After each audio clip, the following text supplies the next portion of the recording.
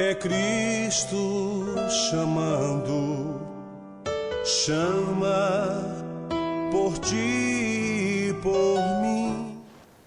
Bom dia, telespectador do Opção para a Vida. Que bom estarmos nesta manhã de segunda-feira, início do dia, começo da semana e também início do mês de junho. Hoje, 3 de junho, estamos exatamente iniciando o primeiro dia do mês que termina o primeiro semestre. E hoje comemora-se o Dia Mundial do Administrador de Fiscal. Queremos parabenizar a todos esses profissionais. O programa Opção para a Vida, nesta manhã, lembra que estaremos exibindo nos nossos programas, algumas mensagens que nós transmitimos em nosso templo. Hoje ouviremos a primeira parte de uma destas mensagens que nós transmitimos em nossa igreja, nesse mês agora de maio que passou. Nós tivemos a celebração do 20º simpósio sobre a família. E nós vamos estar ouvindo hoje a primeira parte de uma dessas mensagens. Quero também lembrar aos nossos telespectadores a nossa 12ª excursão à Terra Santa. Na segunda quinzena de janeiro de 2020, nós estaremos realizando a 12ª excursão. E diga-se de passagem, nós já temos 19 inscritos, 19 pessoas que estão já garantindo estar conosco nesta 12ª excursão. Lembrando a todos que a nossa excursão será somente em Israel. 11 dias nós vamos estar conhecendo Israel, isto é, aquelas pessoas que ainda não viajaram, estarão conhecendo Israel de norte a sul, de leste a oeste. É uma viagem inédita, inclusive neste pacote nós incluímos o almoço. Em outras excursões nós só tínhamos o café, self-service e o jantar. Neste pacote de janeiro de 2020 está incluído também o almoço. Para maiores informações, no horário comercial você ligue para o fone 3063-3163. Eu vou repetir, 3063-3163. Você fala com Figueiredo ou Sueli. E aí você vai obter informações sobre os valores, parcelamentos, porque está se aproximando agora a viagem e eu não tenho como passar para vocês os valores, porque isso é calculado em dólares. Então você vai obter todas as informações. Uma coisa eu posso lhe garantir, essa viagem ela está simplesmente imperdível. Você não pode deixar de realizar esta viagem. Muitas pessoas estão esperando o dólar dar uma baixadinha para fazer a sua adesão. Faça antes que o dólar tenha mais um aumento, porque está subindo cada dia que passa. Nesse instante, eu gostaria de convidá-los para que juntos façamos uma oração. Vamos orar pelo Brasil, orar pela nossa pátria, principalmente nesses momentos tão turbulentos pelos quais estamos passando. Pai, queremos te agradecer por esta manhã, quando nós abrimos os ouvidos da alma para recebermos a tua inspirada palavra. Fala ao nosso coração. Mas neste momento queremos também te apresentar a nossa nação, a nossa pátria. Tem misericórdia deste nosso país, dá sabedoria às nossas autoridades para que eles possam dirigir, governar esta nação debaixo do temor e tremor do Senhor. Abençoe a todos os cidadãos para que haja paz nesta nação, ó Deus, para que haja prosperidade, para que haja progresso neste país. É o que nós te rogamos, desde já agradecidos, em nome de Jesus. Amém.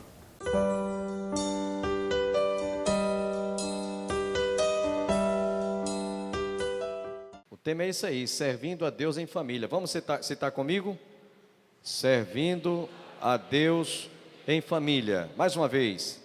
Servindo a Deus em família. Esse é o tema que nós vamos estar ouvindo durante todo o mês de maio. É isso que você vai ouvir a partir de hoje. Eu quero agradecer aos coordenadores que me colocaram como primeiro preletor deste simpósio, 20º simpósio. Foi-me dado também o tema que está baseado no Salmo 100. E aí nós vamos agora ficar em pé e vamos todos ler o Salmo 100. Mesmo que sua Bíblia seja corrigida, revisada, atualizada, edição de Almeida, não interessa. Se você está com uma Bíblia aí, abra a sua Bíblia e leia comigo o Salmo 100. todos nós vamos ler o Salmo 100. Quem encontrou, diga amém. Quem não encontrou, vai ler aqui pelo Data Show. Vamos lá? Todos.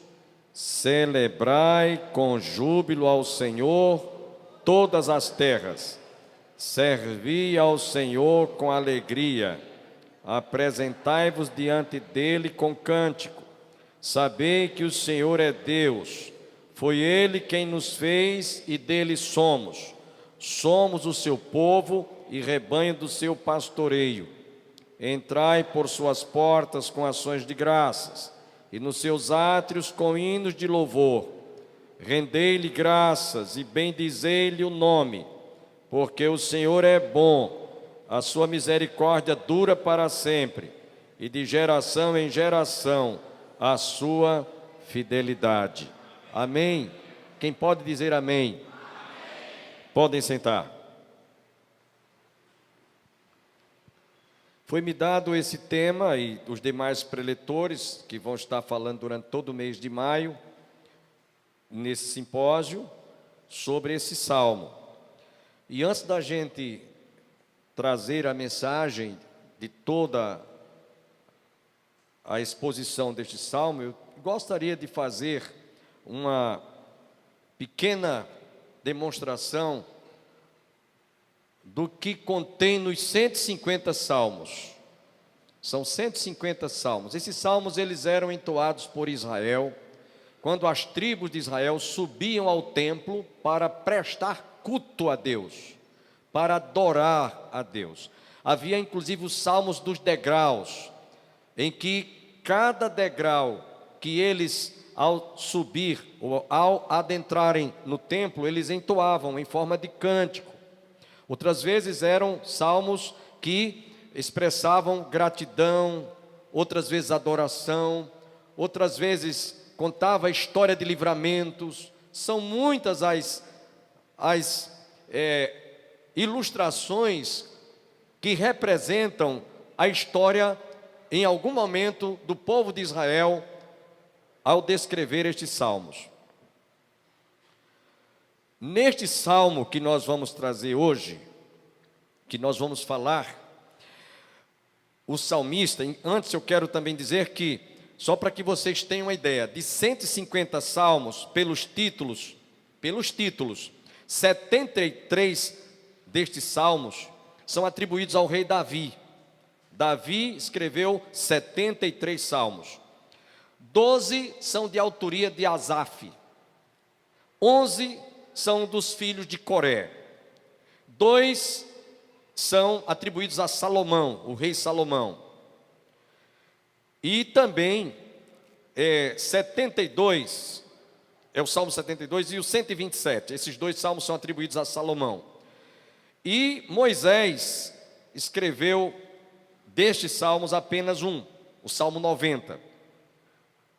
Também Etã escreveu um salmo, um desses salmos. E esse sujeito chamado Etã, ele era tão sábio que ele foi o único homem comparado ao rei Salomão, o homem mais sábio, o qual nem antes nem depois dele haveria tal como ele. Mas esse cidadão aqui, Etã, ele era tão sábio que ele foi comparado a Salomão. E desses salmos ainda também temos os salmos anônimos. São 50 salmos anônimos. Esse Salmo 100 está entre esses salmos que também não se sabe quem era o autor. Está entre estes salmos anônimos. E neste salmo, ele que trata de também convidar o povo para celebrar júbilo ao Senhor e adoração ao Senhor. Este salmo, ele deve ter sido escrito naturalmente pela linguagem do salmista. Deve ter sido escrito por um sábio escritor que tinha experiência com Deus como sacerdote. Por quê? porque ele está convidando toda a congregação para adorar juntamente com ele ao Senhor. É como o ministro de adoração chega aqui e diz: irmãos, vamos prestar um momento de adoração, de louvor, de cânticos, e ele vai conduzir toda a congregação para esse momento de adoração. Se ele é ministro de louvor, e assim, portanto, esse salmo tudo faz crer, segundo alguns escritores e comentaristas, ele parece ser um sacerdote que estava convidando o povo para celebrar com júbilo ao Senhor. E ele diz: celebrai com júbilo ao Senhor todas as terras. Observe que ele usa aqui o advérbio de intensidade, todas as terras. E esse salmo, ele abre, é como se fosse um hino exuberante, convidando o povo à adoração. E ele termina, as últimas palavras do versículo 5, as últimas palavras, ele está mostrando ao povo, conduzindo o povo, chamando a atenção do povo. E ele termina com uma advertência divina para que o povo de Deus ouça a sua voz, para que lhe sejam obedientes e fiéis.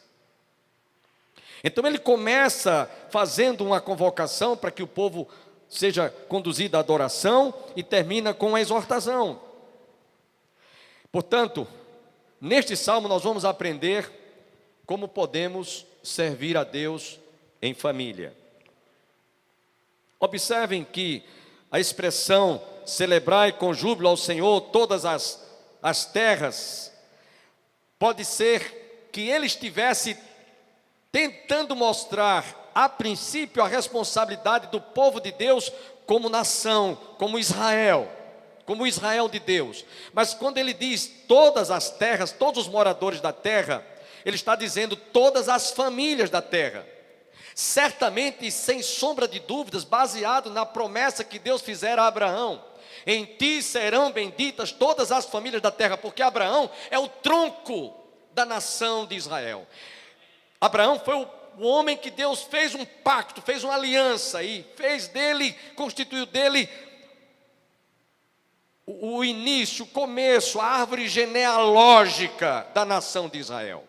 Tanto é que você vai ver mais tarde Jesus, quando aqui esteve na casa de Zaqueu, o maioral dos publicanos, e entrou na casa deste e disse: este é filho de Abraão.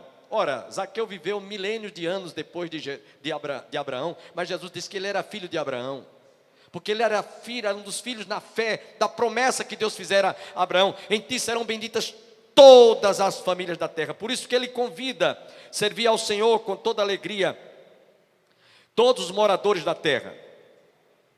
Essa convocação não é somente para a casa de Israel, não era somente para o povo, restrita ao povo quando subia ao templo, mas extensivamente a todas as famílias da terra. E aí, meus irmãos, ele diz neste salmo, e nós vamos transformar essa mensagem em 3 perguntas apenas, três perguntas, que cada um deve sair daqui hoje à noite com essas 3 perguntas no seu coração.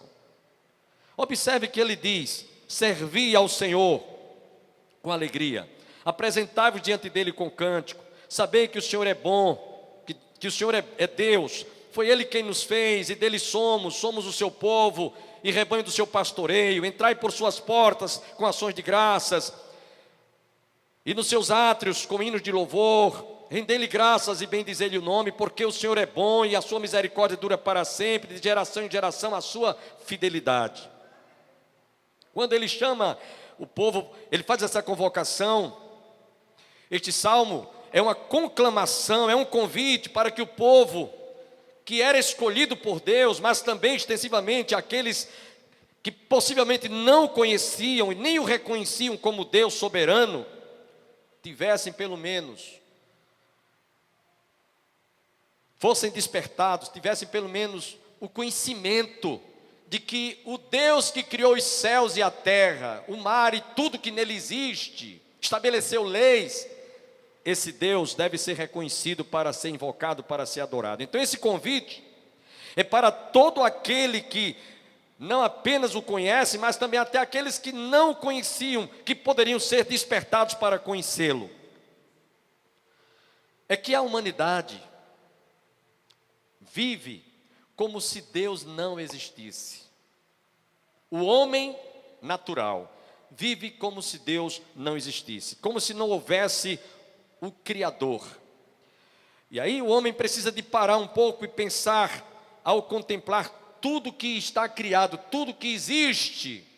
Inclusive o apóstolo São Paulo, escrevendo no livro, na carta de Paulo aos Romanos, ele diz, aliás, Atos capítulo 17, desculpem, ele diz: nele nos movemos, vivemos e existimos. Então deve o homem, em algum momento na sua vida, procurar realmente visualizar e crer no Deus que criou os céus, a terra e tudo o que nele habita. Eu queria ler algumas passagens para que a gente pudesse depois partir para essas perguntas. A primeira delas é que o profeta Ezequiel, ele, através do seu livro, no capítulo 34, Ezequiel, principalmente nos versículos 11 a 16 e o versículo 23, ele faz uma declinação desse Deus que muitos não o conhecem, mas que pelo menos deveriam ver os fenômenos da natureza quando se manifestam, e que obriga o homem a admitir, a querer realmente encontrar um autor de tudo que está criado.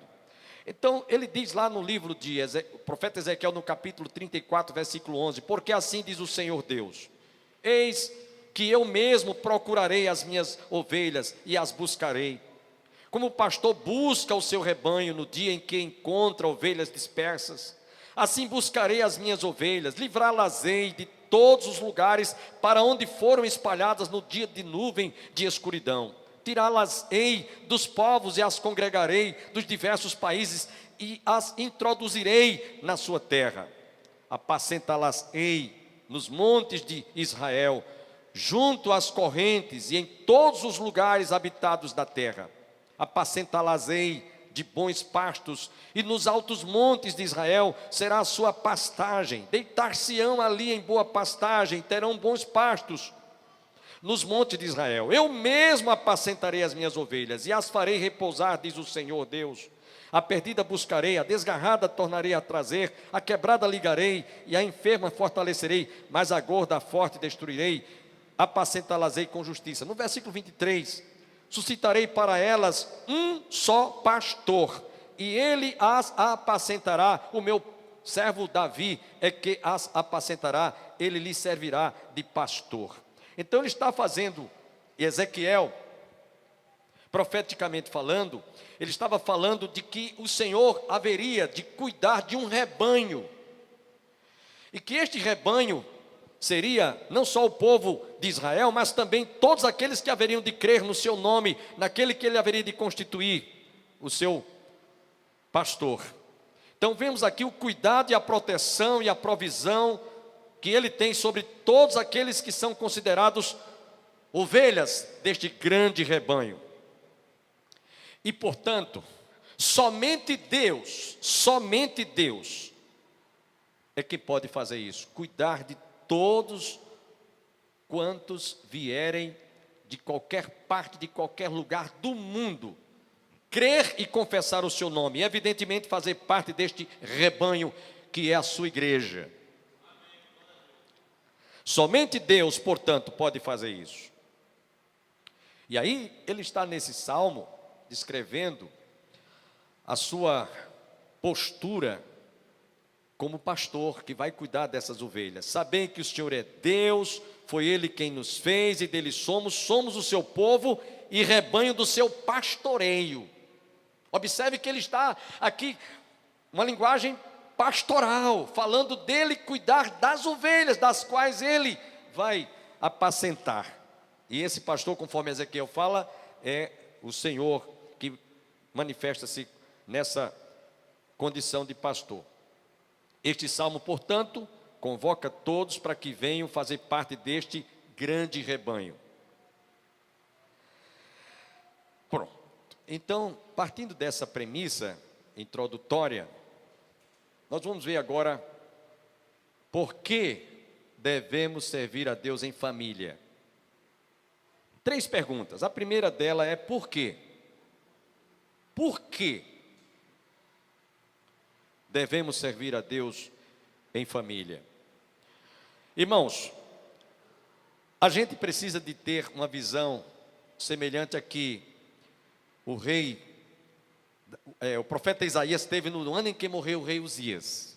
Ele viu o Senhor assentado sobre o seu alto e sublime trono, reinando, governando, dirigindo a nação, dirigindo os povos, dirigindo o mundo.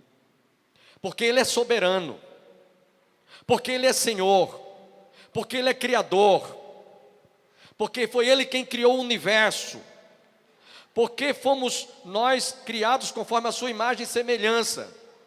Porque no Salmo 24 nos diz: do Senhor é a terra, a sua plenitude, o mundo e os que nele habitam. Tudo pertence a Ele. Os irmãos imaginem quem realmente é digno de ser servido. Ele espera que nós reconheçamos-lo, tenhamos um reconhecimento de que Ele realmente é soberano, de que Ele é Senhor, de que Ele é digno de ser realmente servido. Não é um ser qualquer, não é alguém que se arvora ser Senhor, mas Ele o é, porque o próprio Paulo, conforme já citamos, Atos 17, 28, diz: nele vivemos, nos movemos e existimos. Salmo 139 nos declara que Ele nos viu ainda quando estávamos sendo formados no ventre da nossa mãe. Antes que nós existíssemos, antes que nossos dias passassem a existir, Ele viu a nossa substância informe e no seu livro foram escritos todos os nossos dias, cada um deles escrito e determinados, quando nenhum deles havia ainda. A formação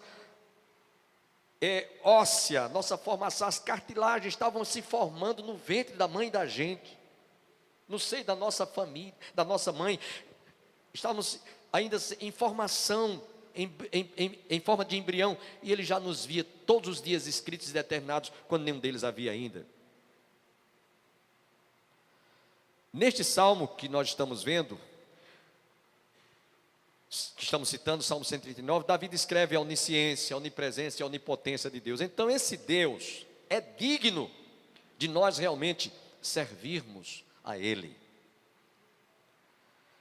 Não existe, meus irmãos, Deus como nosso Deus, que sustenta tudo que foi criado, que estabeleceu leis imutáveis, que mantém tudo em ordem, que dá ordem às nuvens, conforme vemos no Salmo, no livro do profeta Isaías, capítulo 40, versículo 26, diz que todas as estrelas estão todas contadas, e Ele as chama pelo nome. Todos os nossos cabelos estão contados, Ele sabe quantos fios de cabelo cada criatura humana tem. Então, pela grandeza, pela exuberância desse Deus, é digno de nós realmente, Ele é digno de que nós o sirvamos. Por isso é que nós fazemos essa pergunta: por que servir a alguém que você possivelmente não tivesse o conhecimento com a riqueza de detalhe, como as próprias escrituras revelam deste ser que é Deus? E muitas vezes nós não estamos dando a menor importância devida, ou valorizamos o quanto este Deus é digno de nós servi-lo. Quem pode dizer amém? Lá no livro de Jó, no capítulo 36, versículo 26, ele diz: eis que Deus é grande, que nós nem podemos compreender a grandeza desse Deus. O número dos seus anos não se pode calcular. Jó 37, versos 9 a 16, ele fala das manifestações, de tudo que acontece na natureza, desse Deus que criou tudo e mantém tudo sob o seu controle, sobre o seu domínio. Ele simplesmente, irmãos, é digno. E nós não devemos nos sentir diminuídos pelo fato de não reconhecê-lo, pela grandeza que ele representa para cada um de nós. Precisamos nos sentir honrados. Precisamos de nos sentir também lisonjeados, porque esse Deus é grande. Eu vou usar aqui uma ilustração para você entender mais ou menos isso. Vocês imaginem uma pessoa riquíssima, uma pessoa mais rica que você imaginar agora, mais rica que você conhece. E essa pessoa mais rica que você conhece, no seu grau de conhecimento, você tem a oportunidade de se aproximar dessa pessoa, de ter intimidade com essa pessoa. Você se sente uma pessoa até vaidosa, né? No sentido de, puxa vida, fulano é riquíssimo, é podre de rico, mas ele tem uma atenção muito especial a mim. Eu me sinto até de casa. Eu chego na casa dessa pessoa, entro lá, vou lá, e ele me trata com muita intimidade, e eu me sinto honrado por isso. Estou falando de alguém que você imagine que seja rica ou rico. Procure pensar nesse Deus que é dimensionalmente falando imutável. A sua grandeza, a sua exuberância é quase que praticamente incompreensível, porque ninguém vai chegar a alcançar, a ter uma dimensão da grandeza desse Deus. Por isso que Ele é digno de que nós o sirvamos. Amém, meus irmãos? Só por isso. Se sinta feliz, se sinta honrado, se sinta privilegiado, porque você pode servir a esse Deus. Ele conta com você. Ele espera contar com você. Então, por isso, o salmista disse: celebrai com júbilo ao Senhor todas as terras, servi ao Senhor com alegria, apresentai-vos diante dele com cântico, sabei que o Senhor é bom, que o Senhor é Deus, foi Ele quem nos fez e dele somos o seu povo e rebanho do seu pastoreio. Entrai por suas portas com ações de graças e nos seus atos com hinos de louvor. Rendei-lhe graças e bendizei-lhe o nome, porque o Senhor é bom e a sua misericórdia dura para sempre, de geração em geração a sua fidelidade. Então, por isso, devemos servi-lo. Mas vamos à segunda pergunta: quando? Quando? A primeira é por quê? A segunda pergunta é quando?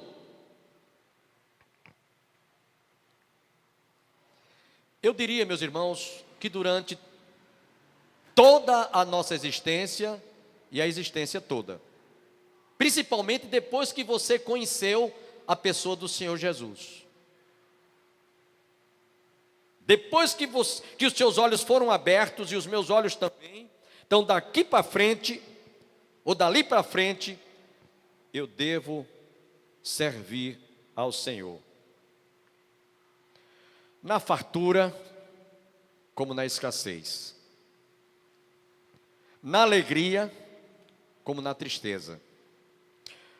Quando estiver bom, com saúde e sem saúde. Quando tudo estiver bem e quando tudo aparentemente não for bem. Eu devo servi-lo em toda e qualquer circunstância. Tenham todos um dia abençoado. Que todos fiquem com Deus. Um fortíssimo abraço. E até amanhã, se Deus quiser.